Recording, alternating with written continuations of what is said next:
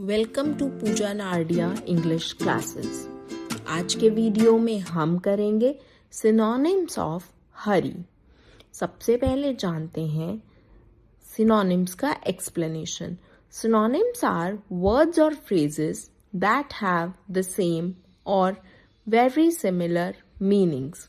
अर्थात समानार्थी शब्द वे शब्द होते हैं जिनका अर्थ एक जैसा या लगभग एक जैसा होता है। Let's do synonyms of Hari. First, hasten, HASTEN. Second, urge, URGE.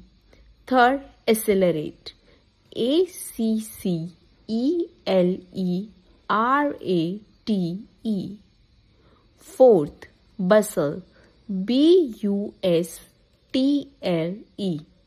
I hope this video was helpful for you. Thanks for watching. For more videos, like and subscribe the channel.